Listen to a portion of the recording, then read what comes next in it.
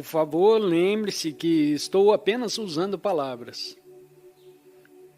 Portanto, não é a verdade suprema que não pode ser expressa em palavras. É apenas uma aproximação distante. Aquilo que você sente, ao pensar, diminui, mesmo que apenas por um momento. E você pode sentir o ser que está sempre lá embaixo disso. A presença temporal.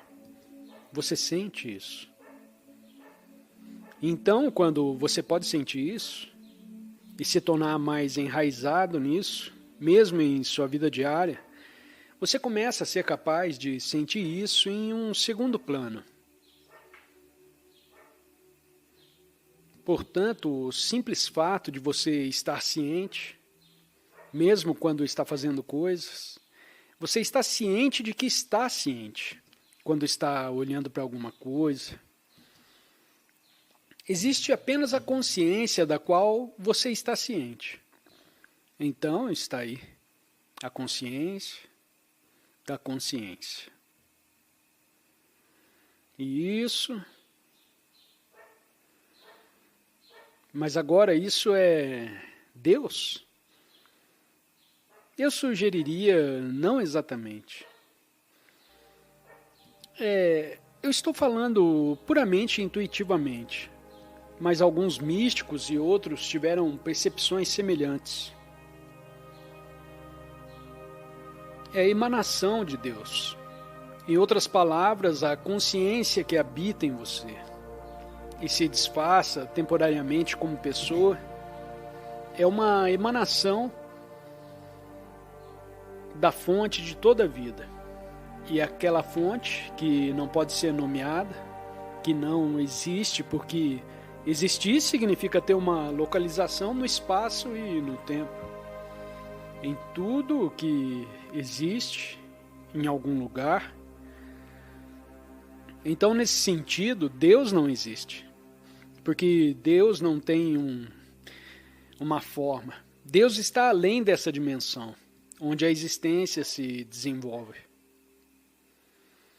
Mas como o Sol emana luz, Deus, ou a fonte de toda a vida, que não pode ser nomeada ou compreendida de forma alguma, emana a consciência para essa dimensão. E gradualmente essa dimensão evolui. Gradualmente expressa mais daquela luz, que emana da fonte transcendente de toda a vida. Aos poucos, porque esse universo, essa foi uma descoberta importante de Darwin, que existe uma evolução da vida, que torna-se cada vez mais complexo.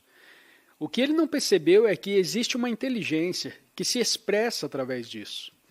Portanto, existe a fonte de toda a vida, além da fonte transcendente que é Deus. E Deus brilha como o sol brilha. E a luz do sol, você pode sentir na sua pele. Agora, quer você diga que isso é o sol, isso que você está sentindo. Em certo sentido, a luz do sol é o sol, porque não há separação. Mas em outro sentido,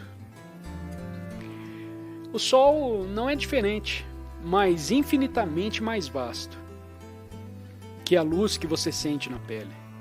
Da mesma forma que a emanação de Deus, que é consciência, sim, é Deus no sentido de que é uma emanação de Deus. Então é isso que você é. Você é uma emanação da fonte. E a consciência em você é a luz, como Jesus disse a seus discípulos. Mas ele realmente quis dizer em todo ser humano, porque seus discípulos não eram pessoas especiais. Vocês são a luz do mundo, ele disse. E ele disse isso de si mesmo em outro evangelho. Ele disse, eu sou a luz do mundo. Ele disse as duas coisas. Ele disse aos outros, vocês são a luz do mundo, e disse, eu sou a luz do mundo. O que poderia ser isso, exceto isso? Porque as pessoas com quem ele estava falando não eram pessoas especiais, particularmente importantes nesse mundo. Mas você é a luz do mundo. A luz em você é a consciência em você. E sem a consciência, você é a consciência do mundo. Você é a luz do mundo. Sem a consciência, o mundo nem existiria. Isso é quando você percebe isso, que sua identidade essencial é ser consciência, que é uma emanação da fonte, como quer que você chame isso. E sua identidade essencial é isso, o ser. Então, e daí que você deriva esse seu senso de identidade, de quem você é. Não é mais a memória do seu passado, tornando-se relativamente insignificante. Sim, você se lembra disso, mas o que há de maravilhoso em seu passado é que ele o trouxe a esse ponto de despertar. Não importa o quão sem sentido isso parecesse na época, porque toda a vida é meio confusa, de uma forma ou de outra. E muitas coisas pareciam. Por que isso aconteceu comigo? Por que eu fiz isso? Ou então, isso foi muito estúpido. Ou, por que isso tinha que acontecer comigo? Minha infância poderia ter sido tão feliz e foi tão infeliz. Por que isso? Mas todo o seu passado traz a você a esse ponto de despertar. Então, cumpriu a sua função, mas não lhe dá mais uma identidade. Você o reconhece, você reconhece isso, você sabe disso, mas não deriva mais do seu passado o senso de quem você é.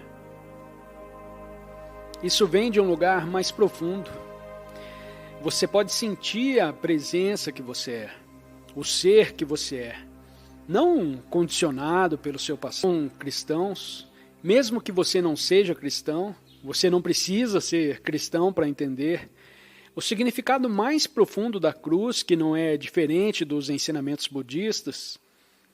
Como o Buda disse, eu ensino o sofrimento e o fim do sofrimento. E na cruz cristã está aí, como imagem que o ensinamento é que o sofrimento é a cruz, é o instrumento do sofrimento. Jesus é pregado na cruz, a imagem mais profunda do sofrimento, mas a cruz é também o símbolo da transcendência do sofrimento. A cruz também é símbolo do divino. É ambos. É um instrumento de tortura e é um símbolo do divino. Incrível. Os dois juntos. Pode ser um ensinamento que pode ser transmitido dessa forma, até mesmo para pessoas que nunca o entenderiam conceitualmente, como estou falando conceitualmente. Há uma verdade profunda e mantida nessa imagem arquetípica. Jesus é o humano arquetípico e a cruz. É a jornada arquetípica de todo ser humano. Portanto, seja grato por todo o sofrimento que o trouxe até aqui. Isso trouxe você até aqui e isso é incrível. O despertar, isso significa que a partir de agora a vida não vai ser mais desafiadora? Não. Os desafios continuam. Mas podem ser de um tipo um tanto diferente, não mais produzidos pela disfunção da mente egóica, como costuma acontecer com muitos humanos. Mas ainda assim os desafios vêm em muitas formas.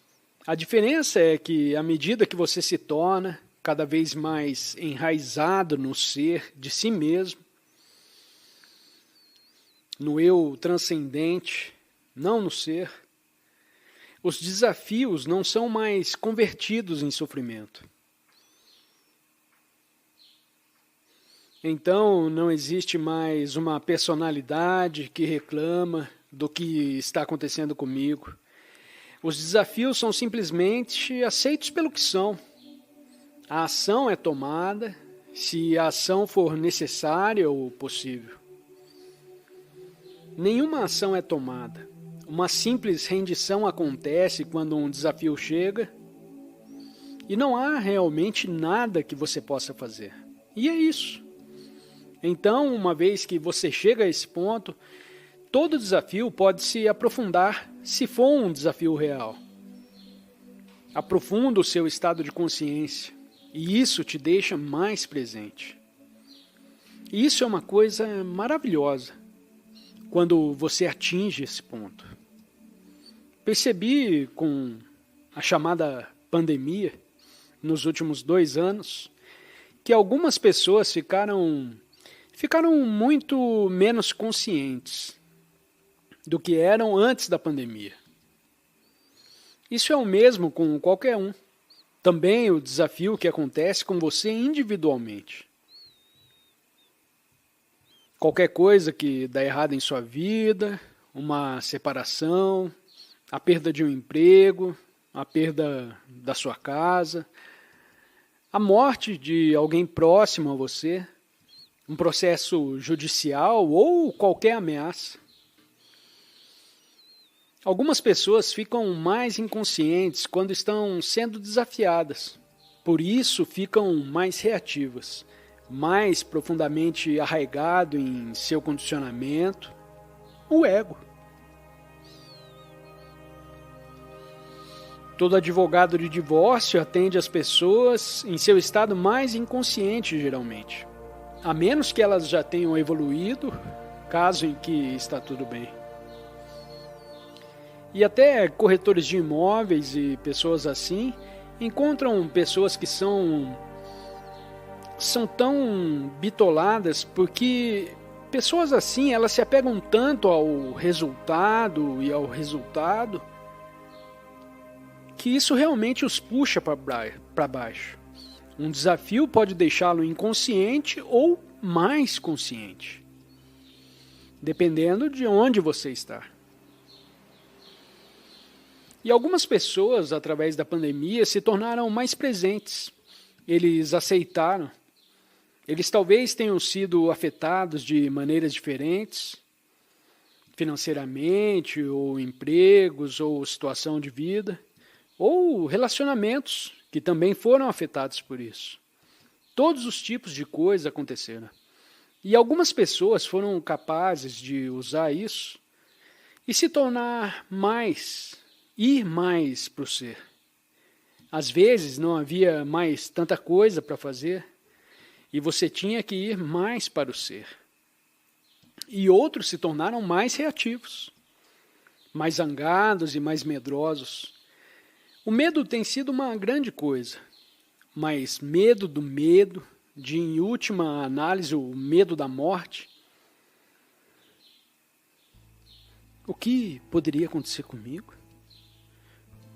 E você fica temeroso. Oh, meu Deus, isso é o fim. Em última análise, o medo é sempre, em última análise, o medo da morte. O medo da maior perda de si mesmo. E isso tende a desaparecer quando você está enraizado no ser. É difícil explicar porque desaparece. E como desaparece, mas acontece. O medo da morte parece desaparecer. Vou apenas mencionar os desafios que continuam a vir. Eu tive toda a minha vida, praticamente, nenhum problema de saúde. Até o final do ano passado e início desse ano. Eu nunca tinha estado internado em um hospital. E quase nunca vi um médico. E de repente fui atingido por um enorme desafio. O que normalmente as pessoas consideram um enorme desafio de vida. Por causa de uma condição médica. Ok, logo surge a possibilidade. Bom, posso ficar aqui apenas mais alguns meses ou não, quem sabe? E depois do diagnóstico inicial, eu simplesmente falei, ok. Fiquei ainda mais vazio do que normalmente eu sou. Eu sou normalmente bastante vazio.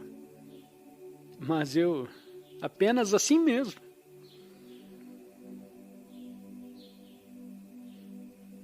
E não havia nenhum medo. Eu já estava basicamente morto. Não havia nada, mas restava uma presença. A pessoa não importava muito. E então passei muitas horas na presença completa. E então fui operado. E então eles olharam os exames e, por enquanto, o desafio parece ter se dissolvido completamente. Será que vai voltar? Quem sabe?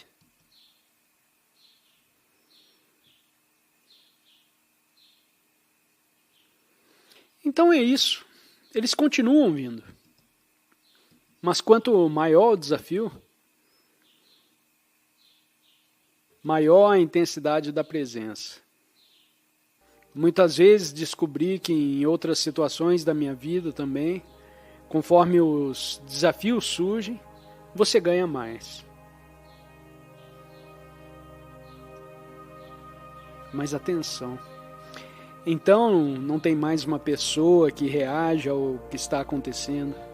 É apenas o ser, é apenas a presença, apenas a consciência.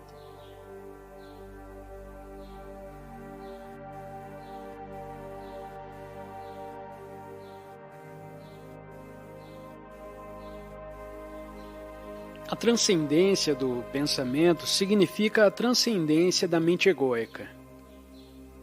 Isso significa que você é capaz de passar parte do seu tempo relativamente livre de pensamentos compulsivos, certamente livres de pensamentos egoístas e destrutivos que continuamente criam infelicidade para você e para as pessoas ao seu redor. Quantas pessoas vivem na narrativa compulsiva em sua mente, que para muitas pessoas é muito negativa, constantemente crítica, constantemente reclamando e nunca à vontade com o que é. Sempre há algo errado, procurando algo para frente, porque o ego cresce através da constante oposição, constante antagonismo e nunca à vontade. Sempre procurando a próxima coisa para reclamar. E fortalece o próprio ego. Isso vai o deixando maior. Quanto mais você reclama,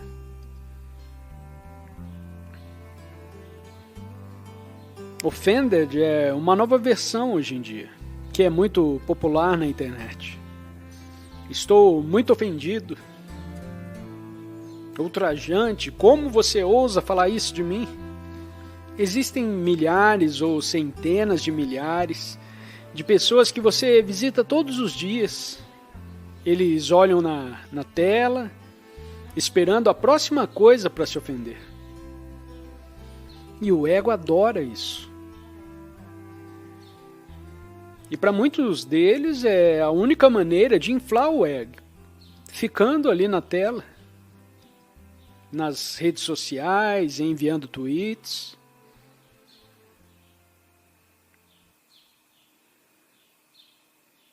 O transcendente do pensamento não é nenhum tipo de movimento regressivo.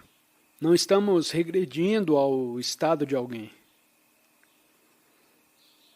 cuja mente é relativamente subdesenvolvida e que não tem problemas com o pensamento egóico, porque há muito pouco acontecendo em suas mentes. O que costumava ser chamado, antes de se tornar politicamente incorreto, de idiota. ou tolo. O tolo era... Bom, eles sempre eram. Dava para ver tolos felizes. Não há pensamento suficiente para os torná-los infelizes. Então eles estão abaixo do pensamento egóico. Nos tempos recentes, nos tempos antigos, cada vila tinha pelo menos um idiota ou um tolo. E eles eram normais, foi aceito como parte essencial da comunidade. E até as cortes reais tinham o bobo da corte, uma figura importante. Embora essa figura provavelmente estivesse apenas fingindo ser um tolo. E essa era uma das posições mais influentes na corte real, mas também um dos trabalhos mais perigosos que você poderia ter, porque você poderia perder sua cabeça a qualquer momento. Apenas o tolo foi capaz de dizer ao rei ou à rainha o que estava errado, transformando-o em uma história engraçada. Mas o tolo está mais profundamente conectado, como sabemos pela mitologia. O tolo está mais profundamente conectado com a fonte. Ainda não foi tão longe quanto um ser humano normalmente desenvolvido. Ele é mais simples. Ele, o bobo, por exemplo, de falar relativamente, é um simplório. É como o Hobbit em O Senhor dos Anéis. O Hobbit é um cara simples. Não pensa em termos complexos, adora as coisas simples da vida, adora comer e se divertir.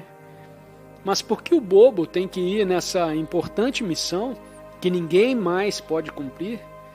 Esse é um motivo mitológico. Esse é frequentemente o caso. Porque o tolo ainda tem uma conexão com a fonte, que os humanos mais desenvolvidos não têm. Um motivo semelhante em Forrest Gump, o filme. O tolo faz grandes coisas. Esse cara, Forrest Gump, mas ele é porque ele é. E a vida sempre o apoia. Se você assistir aquele filme de novo, você verá. Ele salva pessoas na guerra, ele faz coisas heróicas, mas não reivindica o crédito, porque ainda não tem muito ego. E toda a sua vida te leva à próxima coisa e à próxima coisa e está sempre a apoiá-lo. Mas não queremos ir para lá. Quando digo cessação do pensamento, não estou falando de regredir ao estágio que é o estágio pré-pensativo da humanidade. Estou querendo dizer que estou pensando em superar, apontando para a possibilidade de superar o pensamento. Então, você para de pensar que normalmente seria a diminuição da consciência e transcender o pensamento. É uma intensificação da consciência, acendendo a luz. É por isso que o termo atenção e alerta, esses termos são extremamente importantes. Eles também são usados no Zen com muita frequência. Os ensinamentos Zen podem ser descritos, se você quiser resumir o Zen. Basta dizer uma coisa simples como preste atenção. Havia um professor Zen que, sempre que lhe faziam uma pergunta para explicar o Zen, ele se tornou bastante famoso, ele sempre levantava o dedo. Por favor, nos explique o que é o Zen. E ele erguia o dedo. E as pessoas falavam, eu ainda não entendi muito bem. E ele erguia o dedo de novo.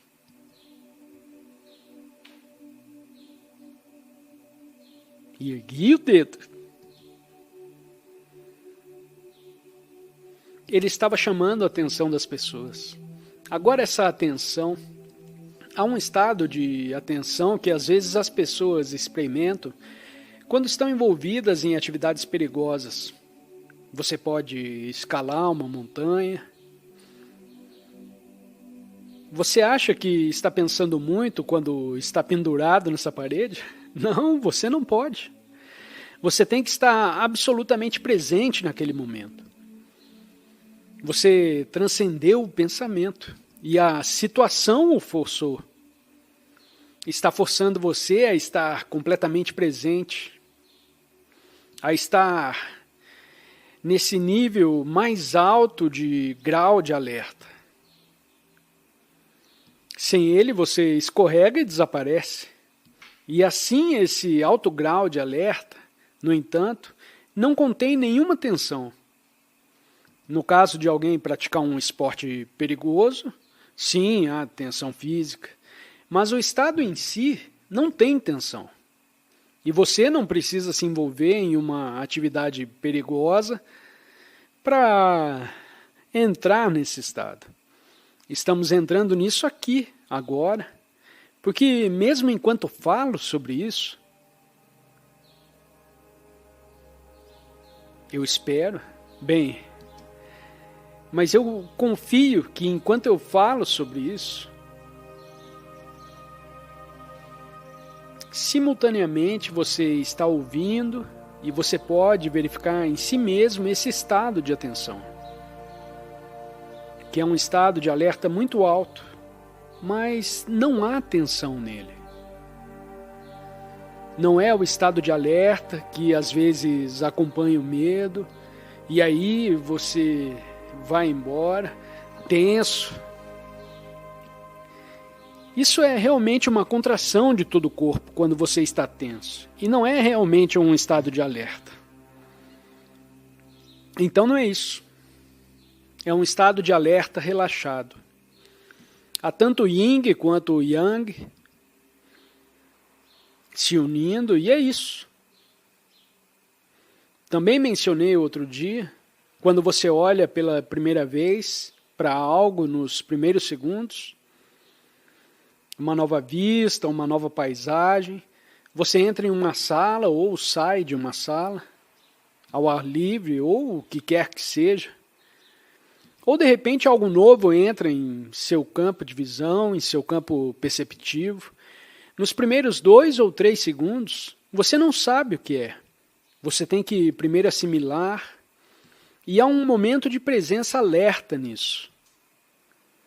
Mas geralmente você só está ciente da percepção sensorial. Você não está ciente do pano de fundo, da própria presença de alerta. Mas você pode estar ciente da própria presença de alerta, enquanto a absorve. E essa é a chave. Portanto, você não está apenas alerta. Você está ciente do campo de presença alerta em si mesmo, por assim dizer, como você mesmo. E a consciência disso e disso são a mesma coisa.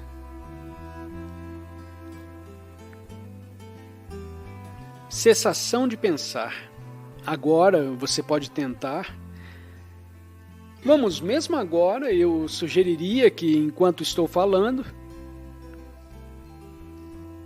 você pode descobrir ou não saber disso ainda. Nos momentos em que não estou falando, como agora, e agora, e agora, se você está alerta, você não está pensando. Você está apenas presente. E agora?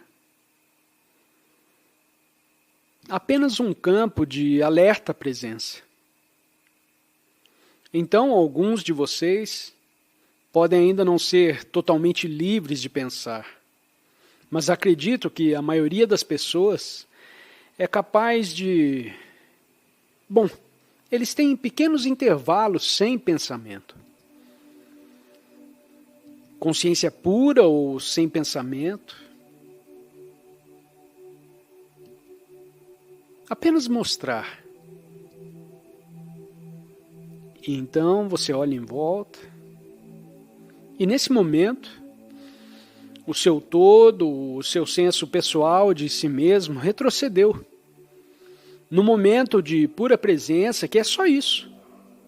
Você não tem lembranças e não tem expectativas de futuro, porque não tem pensamento. Mas não é que você não adormeceu. Você está muito acordado. Nesse momento, você não é mais uma pessoa. Onde você está? Apenas um campo de consciência, presença consciente. Algo emergiu de dentro de você e tomou o lugar da pessoa. A pessoa ainda está lá, mas simplesmente desapareceu.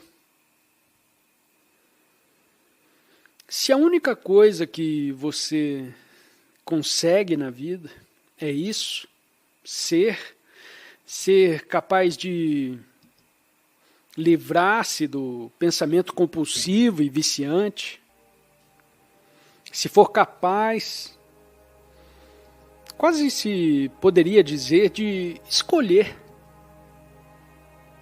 não pensar quando não há nada em particular para pensar, quando você pode apenas estar presente. Em outras palavras, se você pode sair do pensamento para a presença consciente, esse espaço alerta, então essa é a maior coisa que você poderia alcançar nessa vida, que qualquer ser humano poderia alcançar nessa vida. E ainda não há ninguém para dizer, eu consegui. Isso é um problema do ego. O ego adoraria dizer, olha, eu alcancei o estado da presença. Então, não é uma conquista. Só estou dizendo que é uma conquista, mas não é bem assim. Porque você não fez isso. Você saiu do caminho e então aconteceu.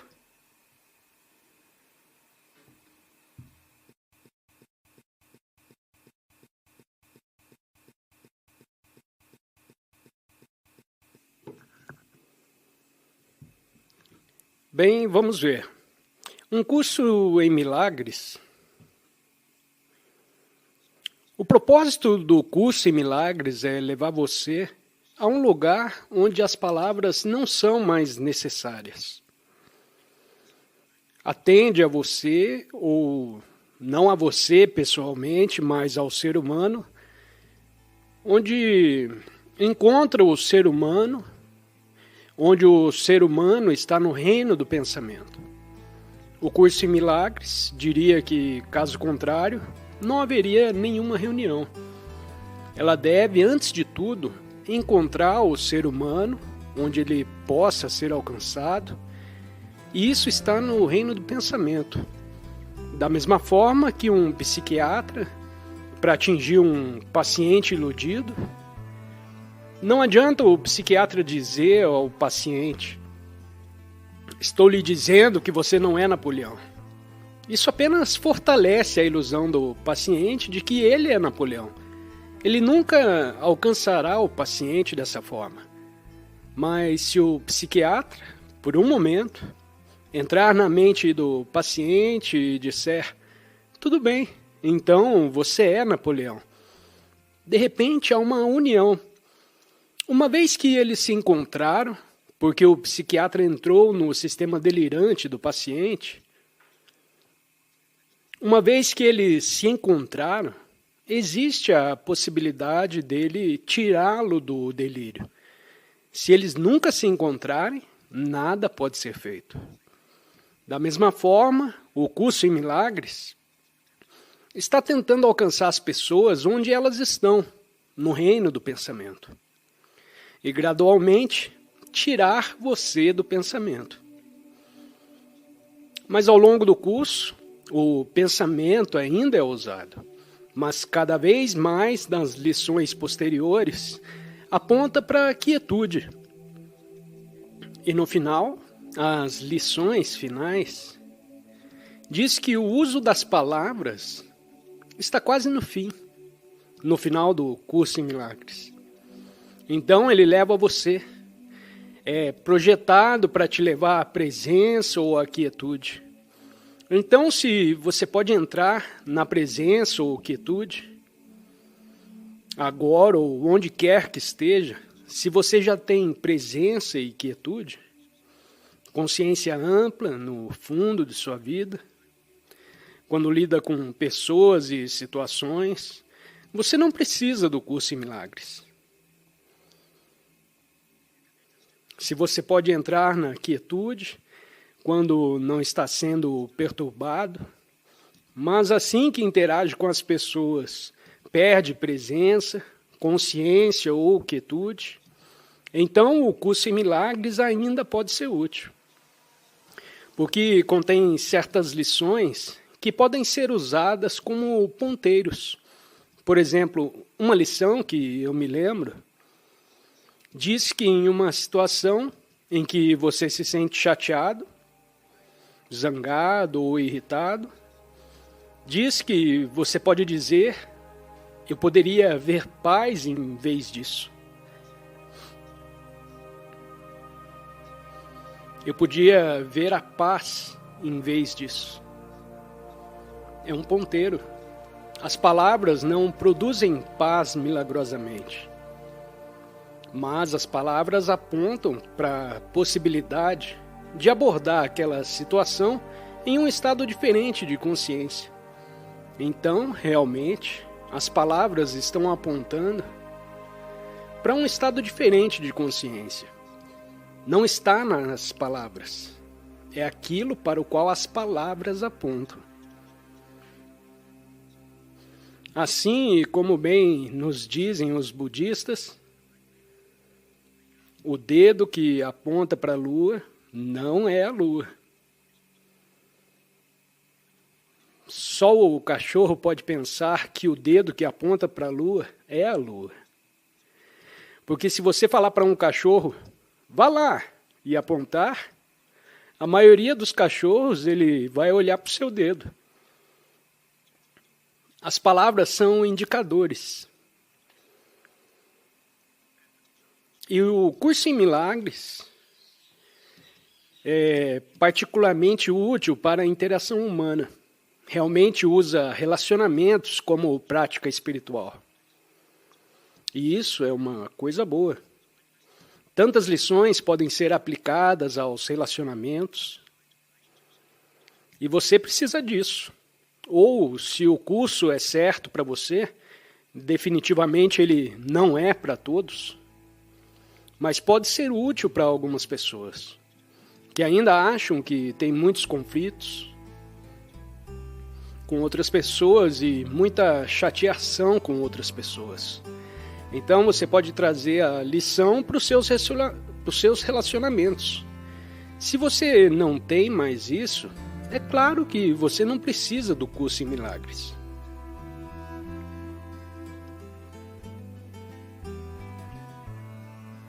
E mesmo que você tenha entendido profundamente, ou possa praticar profundamente apenas a lição 1 do curso, e ele tem 365 lições, basta fazer a lição 1.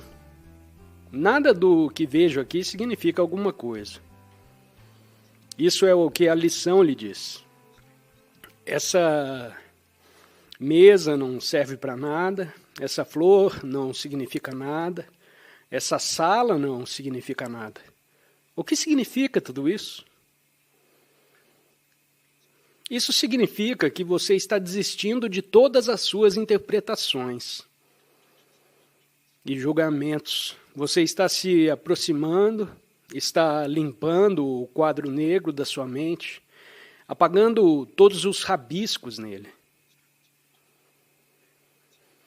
ou vamos chamar de deletar todo o ruído da fita. Não, eles não têm mais fitas. Eles apagam todos os sinais digitais, quaisquer que sejam em sua mente. Nada do que vejo aqui significa alguma coisa que leva você a um lugar de não saber mais. E o que resta quando nada significa nada? Você não está mais pensando. Se você profundamente puder fazer profundamente a lição 1, você não precisa de mais nada. Então, por que impediria sua mente de interpretar, julgar e assim por diante? Então, em sua própria vida, se você já praticou a lição do curso em milagres, se você ainda encontra dificuldades no relacionamento com outras pessoas, você ainda pode usá-la. Então, pode eliminar, ajudá-lo a se tornar mais consciente por lá. No final, leva você à essência desse ensinamento, que é a consciência. Pura consciência ou quietude. E isso é o fim. E também, a propósito, o curso diz, este curso é o começo, não o fim. Assim, ele o leva àquele lugar onde você se abre para a consciência, que pode então florescer através de você. Se for para você, definitivamente não é para todos.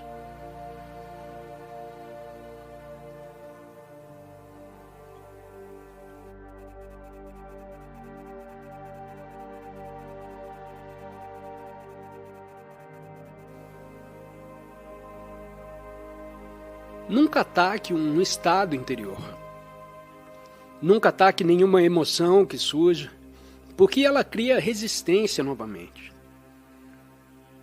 Permita que seja, e então, se não houver resistência, ele se dissolve. É uma linda prática. Agora você pergunta outra coisa sobre a oração. O homem indiano atrás de você,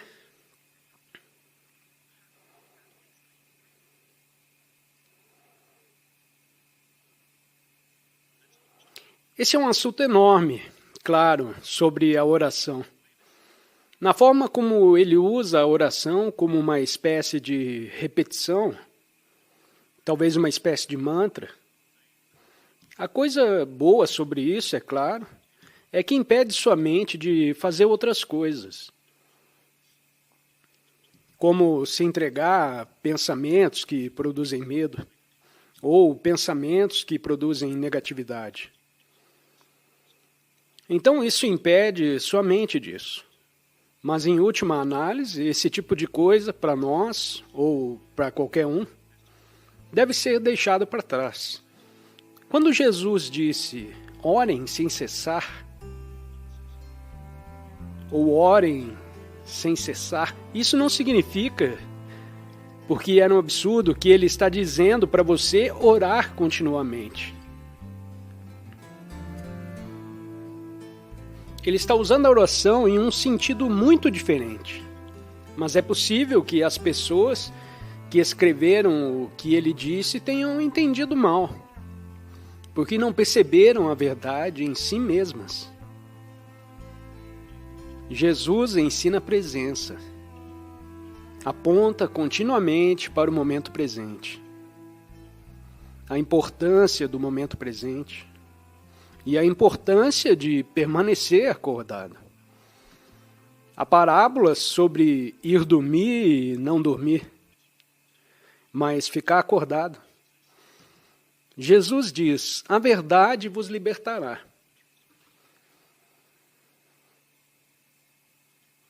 O que implica que, certo, do jeito que você não é livre. Porque é conduzido pelo condicionamento de sua mente. Portanto, todo o ensino básico está lá. Você tem que ver isso. Oração repetitiva, se precisar, é isso que você vai praticar. E chegará um momento em que não será mais adequado para você. Qualquer método de meditação pode ser útil. Vamos falar sobre meditação. Você tem um método. Algumas pessoas contam que enquanto meditam,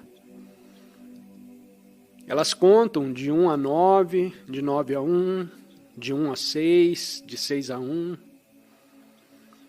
Eles contam suas respirações, ou fazem isso, ou fazem aquilo. Tem um mantra que repetem em suas mentes, o que impede outros tipos de pensamento. Agora, o propósito de um mantra não é ficar preso ao mantra, mas, eventualmente, abandoná-lo. O mantra reduz todos os pensamentos a apenas um movimento de pensamento. Então, você pode se concentrar nisso, e então é para ser descartado. Quando você abandona o único pensamento que restou, primeiro somente está cheio de todos os tipos de pensamentos. Então o guru vem e diz, vou lhe dar um mantra. Repita todos os dias 500 vezes. E se você fizer isso, isso levará a sua mente a uma concentração. Algumas pessoas, então, se apegam ao mantra. Meu mantra, meu querido mantra.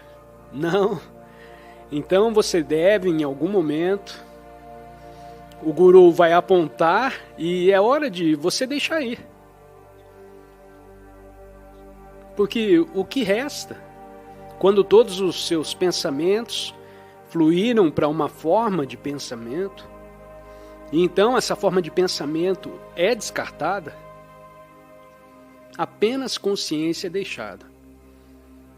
Assim, você pode usar isso.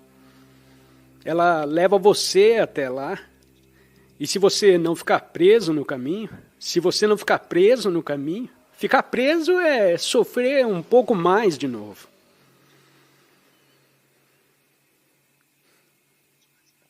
Então vamos deixar por isso mesmo. É saber quando abrir mão de algo que é útil por um tempo, como uma escada, você sobe a escada e depois não precisa mais dela. Ou o Buda tem o famoso exemplo de uma jangada que você usou para atravessar o rio. A jangada no budismo, o Buda usa essa parábola da jangada para falar sobre o ensino budista e a prática budista. Então você usa a jangada para atravessar o rio, e depois de atravessar o rio, você não carrega a jangada com você. É pesado. Tem um ponto que você solta a jangada. E há total liberdade então. Se você ainda chama isso de budismo, ou se ainda se considera um budista, depende de você. Mas de repente, há liberdade. Algo é útil por um tempo, até que se torne um obstáculo. Qualquer tipo de prática. E no final, há apenas consciência. Presença e consciência. E alguns gurus ensinam isso diretamente. Eles não te dão essas práticas e dificilmente te dão alguma técnica. E isso é para certas pessoas que estão prontas para isso. Isso é bom. Então, o que você se sente atraído é o que é certo para você. Então, você tem que saber quando é hora de deixar ir.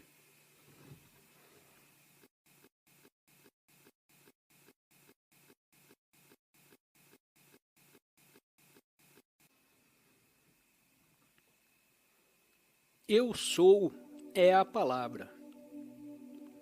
Tudo que você pode dizer é eu sou. Mas você não precisa. Você não acrescenta nada. Não isso ou aquilo. Eu sou. No Antigo Testamento, Deus é perguntado: quem é você? E talvez a frase mais profunda do Antigo Testamento seja: eu sou o que sou. Onde Deus o define a si mesmo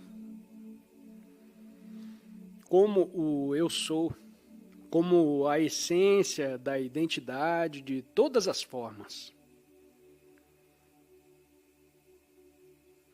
E também outra bela frase do Antigo Testamento. Como você sabe, o Antigo Testamento é uma mistura. A Bíblia é uma mistura de coisas fantásticas e outras coisas. Mas eu gosto de procurar as joias que estão ali. Outra bela declaração que aponta para tudo isso é: fique quieto e saiba que eu sou Deus.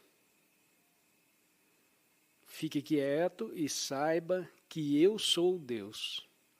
Agora, essas palavras são todas sinônimas.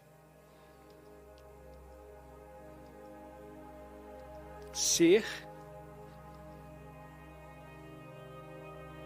ainda é um estado de consciência sem pensamento, quietude.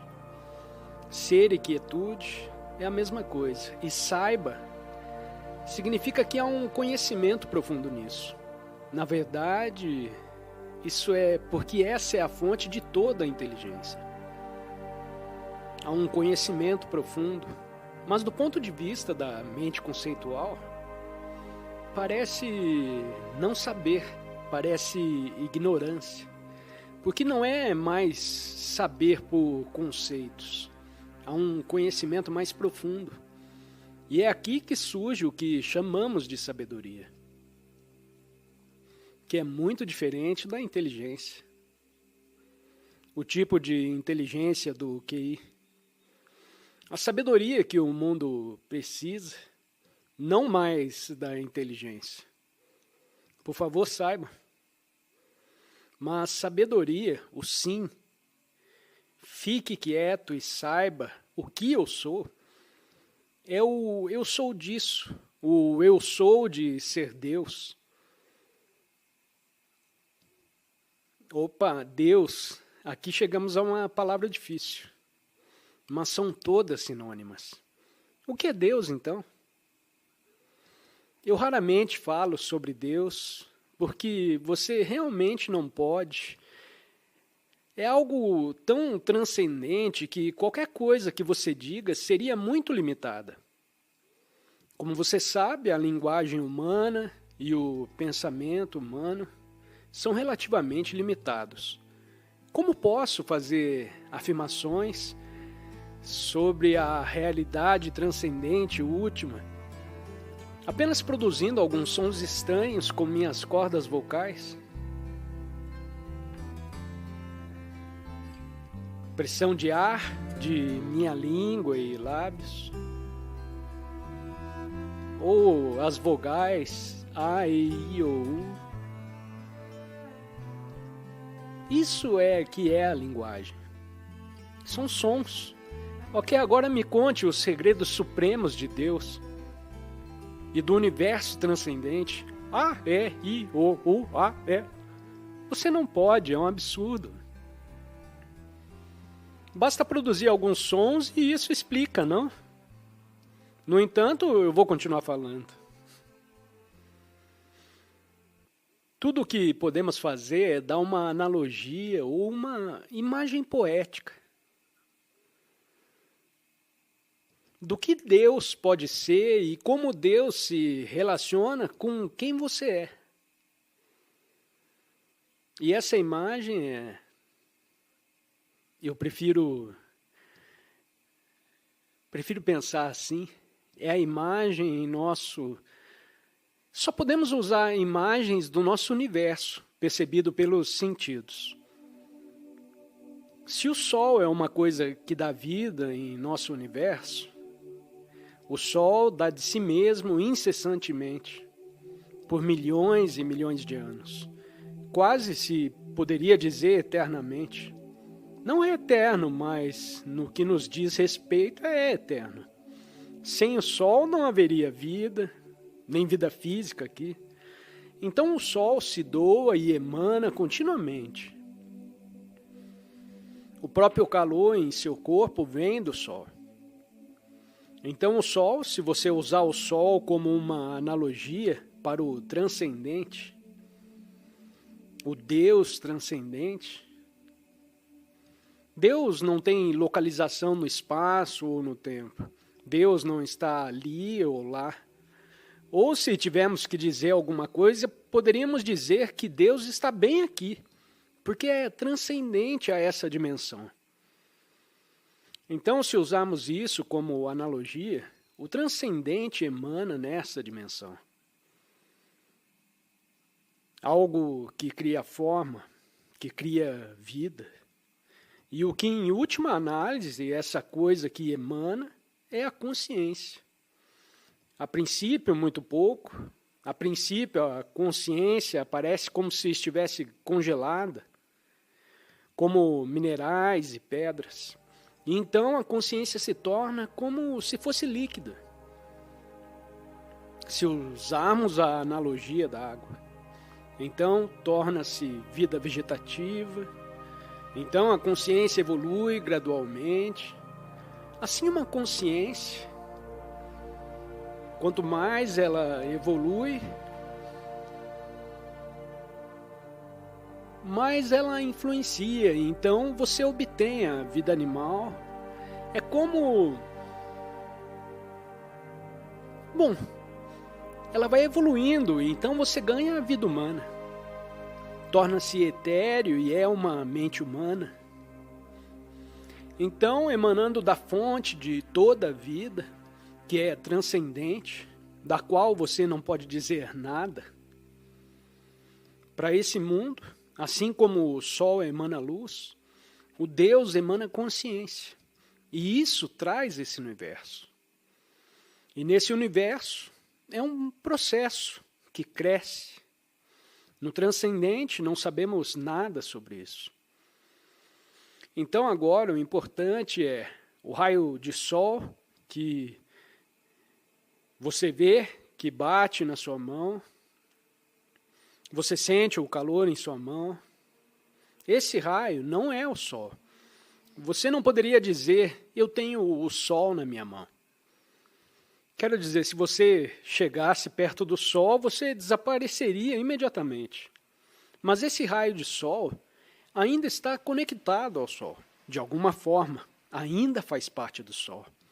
Não podemos nem dizer onde exatamente o Sol termina.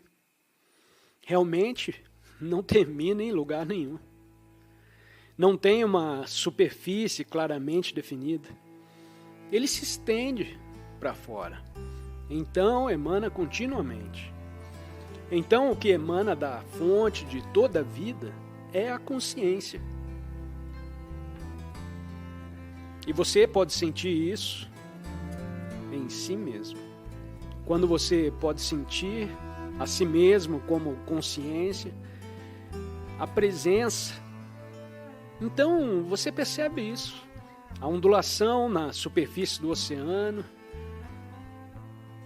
Você percebeu que não é apenas uma ondulação. Eu estou misturando as analogias agora. Não é apenas uma ondulação, mas fundamentalmente a ondulação é o oceano. E de repente a ondulação não é mais assustadora.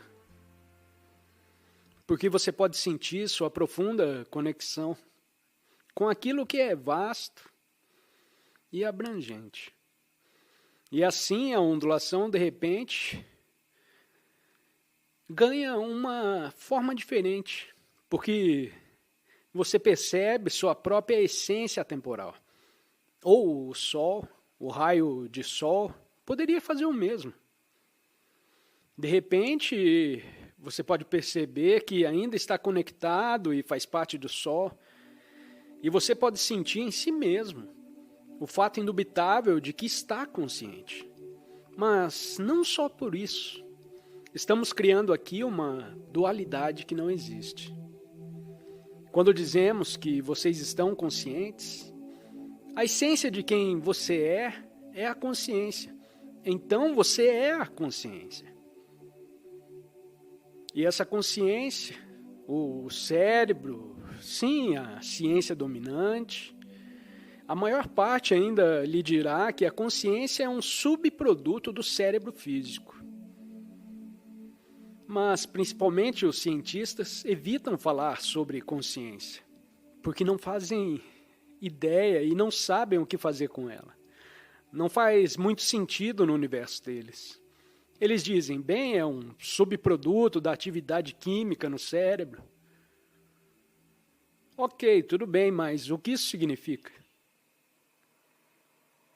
Uma coisa mais sensata que alguns cientistas já começaram a abraçar, a possibilidade, são principalmente cientistas que estão perto da aposentadoria. Então, eles não têm mais nada a perder. Eles estão começando a aceitar a possibilidade de que a consciência, que o cérebro, que sem dúvida está ligado à consciência, age mais como um receptor e um transmissor de consciência, do que um gerador de consciência. Então, o cérebro é como um rádio.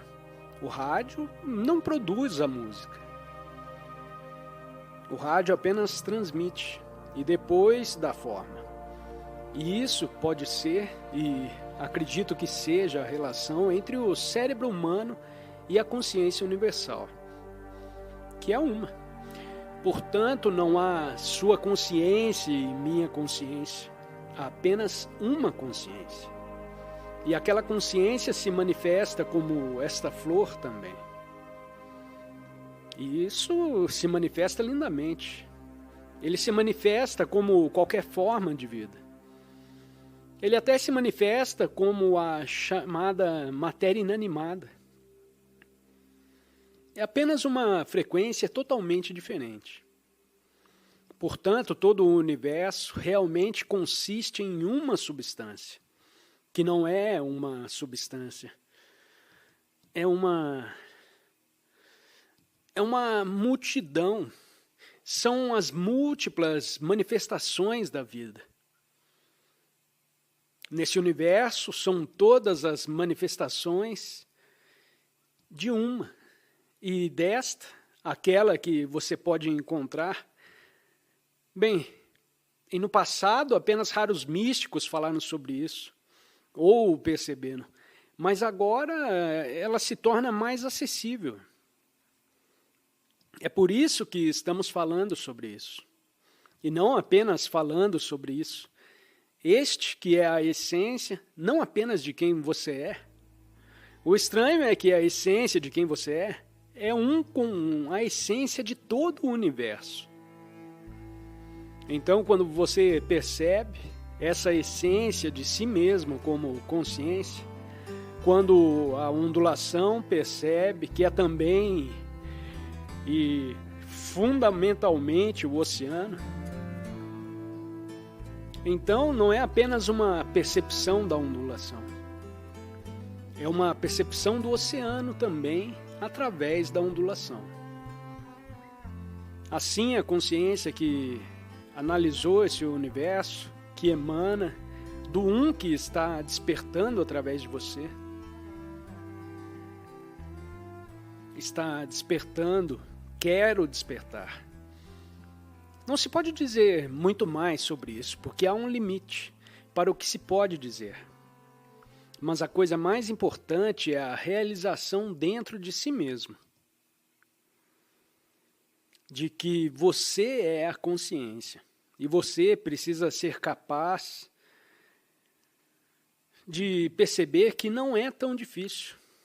Quando você pode sair do fluxo de pensamento, para que você não seja, ao longo do dia, que você não esteja preso nessa torrente contínua, essa corrente que te arrasta a um pensamento após o outro e outro e outro. Convide lacunas em sua vida no fluxo de pensamento. Por exemplo, pela percepção consciente. Por exemplo, se você quiser fazer isso aqui agora, crie um espaço no fluxo de pensamento. Eu diria, torne-se consciente de suas percepções sensoriais. Olhe, ouça, esteja alerta, olhe e ouça. Seja o estado de alerta para a percepção. Não há necessidade de rotular tudo o que você está percebendo. Apenas olhe. Olhe para uma flor, para uma árvore, para o céu. E não rotule através de conceitos. E essa é uma maneira maravilhosa de convidar a presença para a sua vida. E então, no fundo, há uma imobilidade alerta. E então, em primeiro plano, as percepções dos sentidos.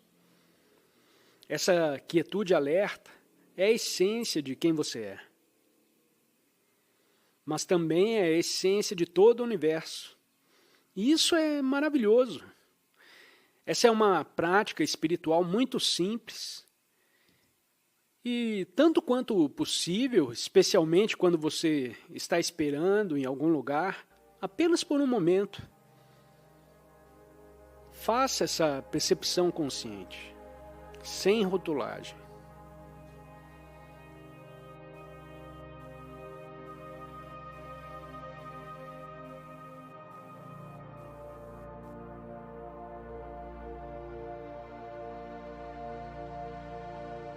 A chave do segredo será sempre essa. Não importa se você está vivendo só ou com alguém. Para o amor florescer, a luz da nossa presença tem de ser forte o bastante, de modo a impedir que o pensador ou o sofrimento do corpo nos domine. Saber que cada um de nós é o ser por baixo do pensador, a serenidade por baixo do barulho mental, o amor e a alegria por baixo da dor, significa liberdade, salvação e iluminação. Por fim, a identificação com o sofrimento do corpo é trazer a presença para o sofrimento e assim transformá-lo. Por fim, a identificação com o pensamento é ser o observador silencioso dos próprios pensamentos e atitudes, em especial dos padrões repetitivos gerados pela mente e dos papéis desempenhados pelo ego. Se pararmos de injetar autossuficiência na mente, ela perde sua qualidade compulsiva, que é o impulso para julgar e, desse modo, criar uma resistência ao que é, dando origem a conflitos, tragédias e novos sofrimentos. Na verdade, no momento em que paramos de julgar, no instante em que aceitamos aquilo que é, ficamos livres da mente e abrimos espaço para o amor, para a alegria e para a paz.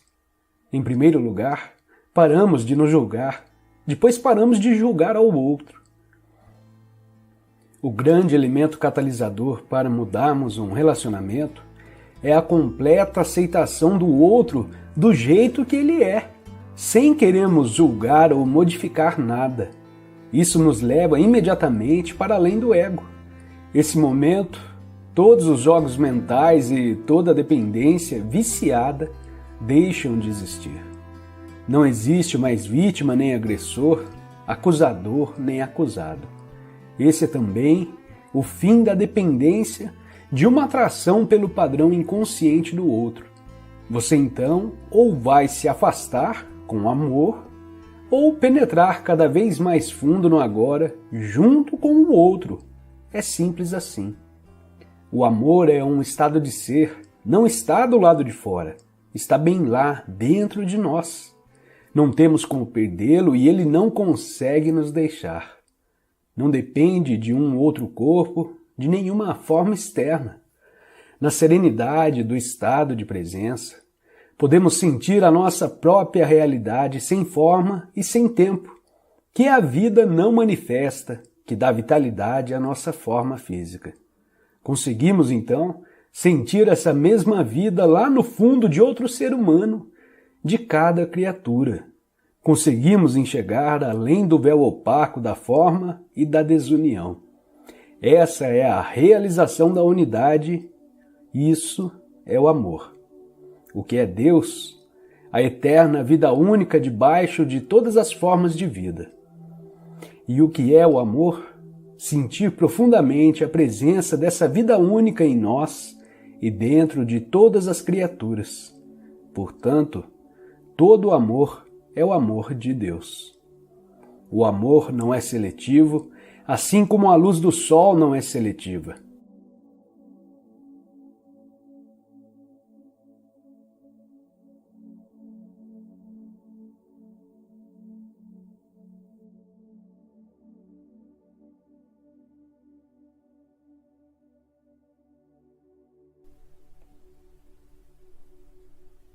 Buda ensinou que até mesmo a felicidade pessoal é dukkha, uma palavra da língua Pali que significa sofrimento ou insatisfação.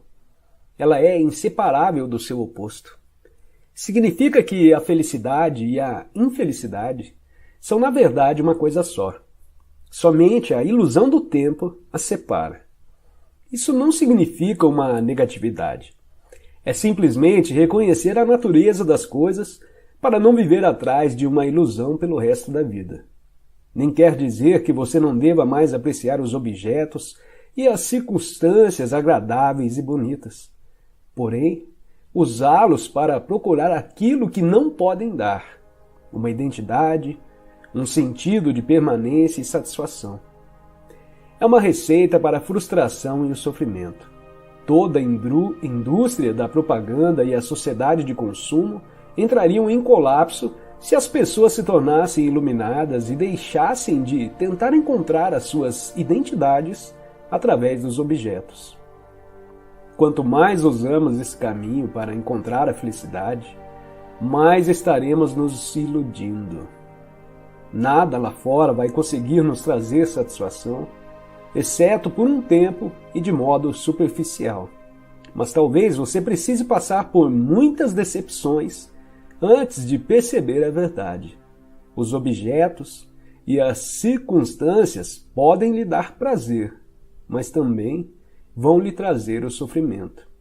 Eles podem lhe dar prazer, mas não trazer a alegria. A alegria não tem uma causa e brota dentro de nós.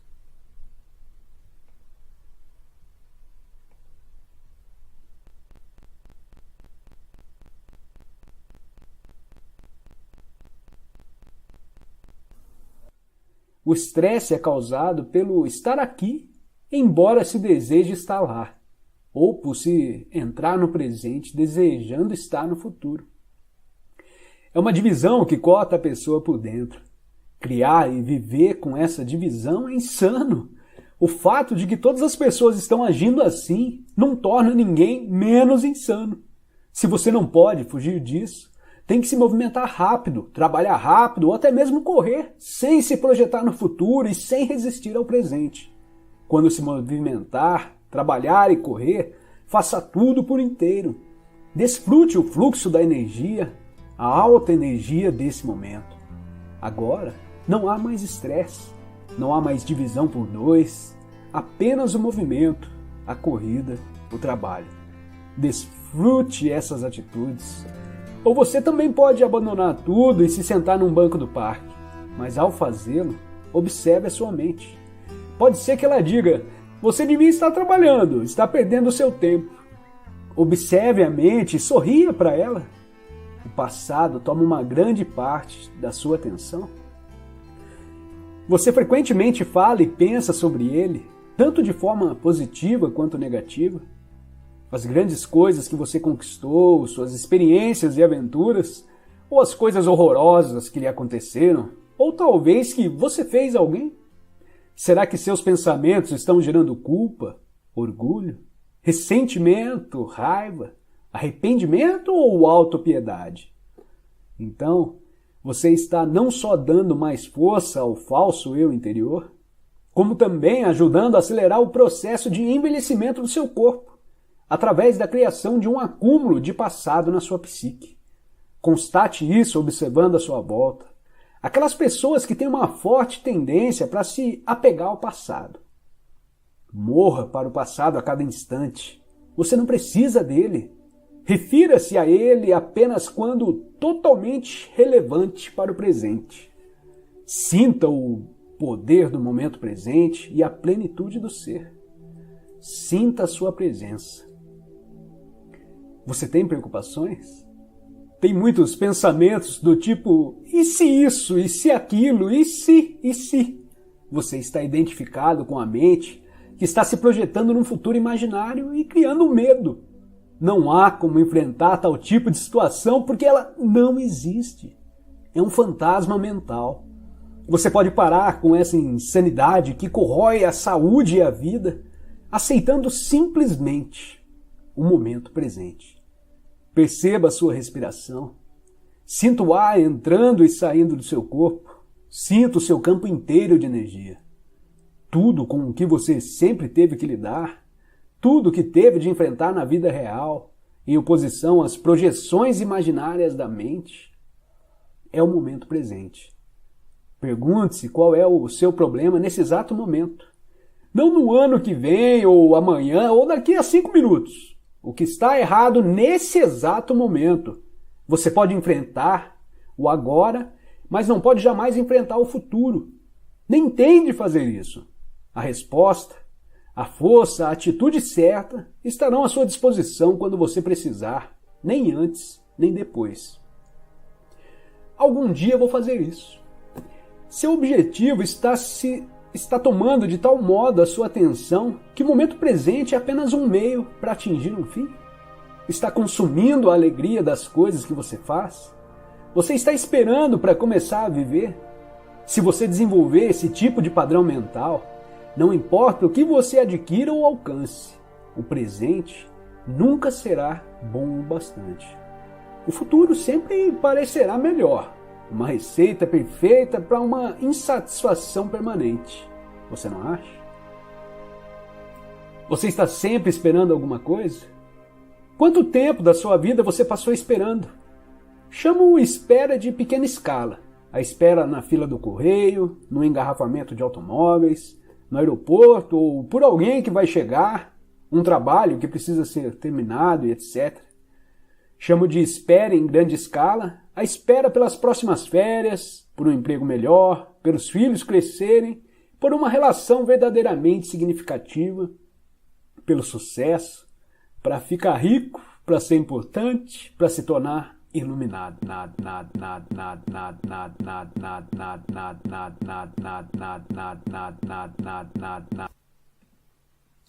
Ser é a eterna e sempre presente vida única, que existe além das inúmeras formas de vida sujeitas ao nascimento e à morte.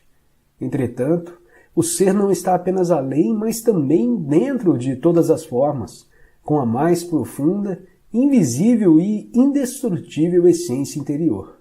Isso significa que ele está ao seu alcance agora, sob a forma de um eu interior, mais profundo, que é a verdadeira natureza dentro de você. Mas não procure apreendê-lo com a mente. Não tente entendê-lo. Só é possível conhecê-lo quando a mente está serena. Se estiver alerta, com toda a sua atenção voltada para o agora, você até poderá sentir o ser, mas jamais conseguirá compreendê-lo mentalmente. Recuperar a consciência do ser e submeter-se a esse estado de percepção dos sentidos é o que se chama iluminação. A palavra Deus tornou-se vazia de significado ao longo de milhares de anos de utilização imprópria.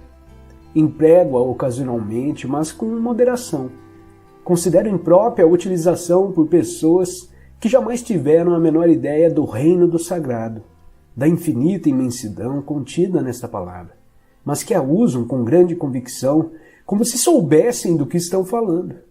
Existem ainda aqueles que questionam o termo como se soubessem o que estão discutindo. Esse uso indevido dá origem a crenças, afirmações e delírios absurdos, tais como o meu ou o nosso Deus é o único Deus verdadeiro, o seu Deus é falso. Ou a famosa frase de Nietzsche, Deus está morto. A palavra Deus se tornou um conceito fechado. Quando pronunciamos, criamos uma imagem mental. Talvez não mais a de um velhinho de barba branca, mas ainda uma representação mental de alguém ou de algo externo a nós. E quase inevitavelmente, alguém ou alguma coisa do sexo masculino. Tanto Deus quanto ser são palavras que não conseguem definir nem explicar a realidade por trás delas. Ser, entretanto, tem a vantagem de sugerir um conceito aberto. Não reduz o invisível e o infinito a uma entidade finita. É possível formar uma imagem mental a esse respeito. É impossível formar uma imagem mental a esse respeito. Ninguém pode reivindicar a posse exclusiva do ser. É a sua essência, tão acessível como sentir a sua própria presença, a realização do eu sou, que antecede o eu sou isso ou eu sou aquilo. Portanto, a distância é muito curta entre a palavra ser e a vivência do ser.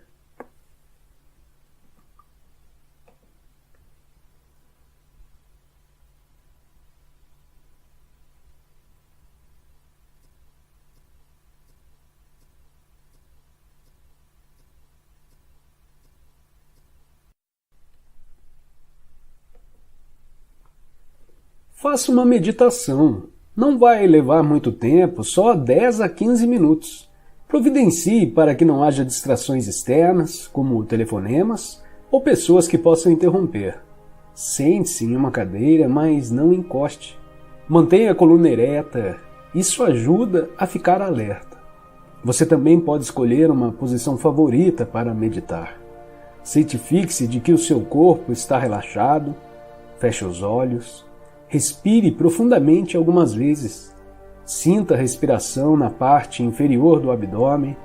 Observe como ele se expande e se contrai levemente a cada entrada e saída do ar. Depois, tome consciência de todo o campo de energia interior do seu corpo. Não pense a respeito, apenas sinta-o. Ao fazer isso, você retira a consciência do campo da mente. Se ajudar, visualize a luz que descrevi anteriormente.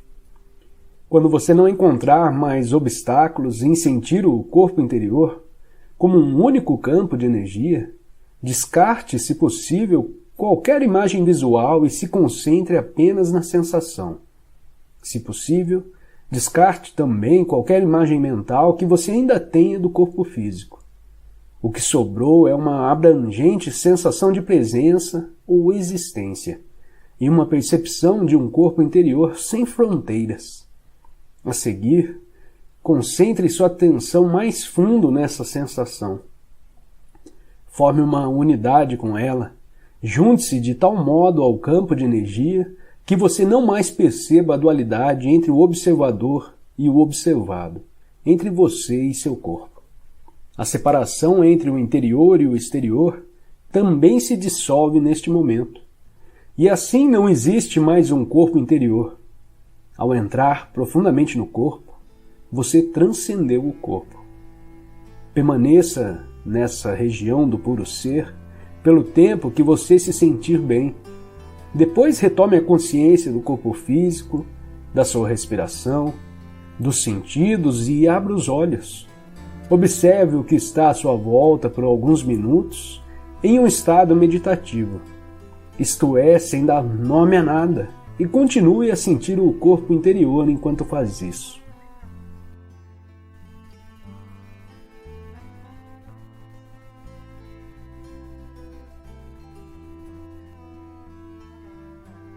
Ao fim dessa luta compulsiva com o agora, a alegria do ser passa a fluir em tudo o que fazemos.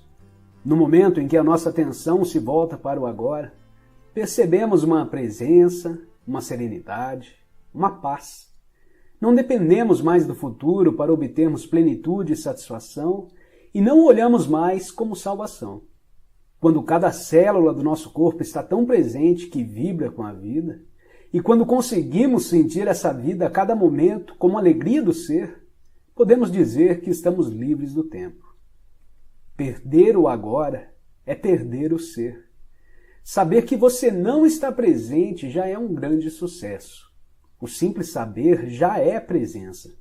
Mesmo que no início dure só alguns segundos no tempo do relógio, antes de desaparecer outra vez. Depois, com uma frequência cada vez maior, você escolhe dirigir o foco da consciência para o momento presente. Você se torna capaz de ficar presente por períodos mais longos. Portanto, antes que sejamos capazes de nos estabelecer com firmeza no estado de presença, oscilamos periodicamente de um lado para o outro, entre a consciência e a inconsciência, entre o estado de presença e o estado de identificação com a mente. Perdemos o agora várias vezes, mas retornamos a ele. Por fim, a presença se torna o estado predominante. A maioria das pessoas nunca vivencia a presença. Ela acontece apenas de modo breve e acidental, em raras ocasiões, sem ser reconhecida pelo que é. Muitos seres humanos não se alternam entre consciência e inconsciência, mas somente em diferentes níveis de inconsciência. Chamo de inconsciência comum essa identificação com os nossos processos de pensamentos, emoções, nossas reações, desejos e aversões. É o estado normal da maioria das pessoas. Nesse estado, somos governados pela mente e não temos consciência do ser. Não se trata de um estado de sofrimento agudo ou de infelicidade, mas de um nível baixo e contínuo de desconforto, descontentamento, enfado ou nervosismo, como uma espécie de estática ao fundo. Talvez você não perceba muito bem essa situação porque ela já faz parte da nossa vida normal. Da mesma forma que você não percebe o barulho contínuo ao fundo, como o zumbido do ar-condicionado, até ele parar. Quando isso acontece de repente, ocorre uma sensação de alívio.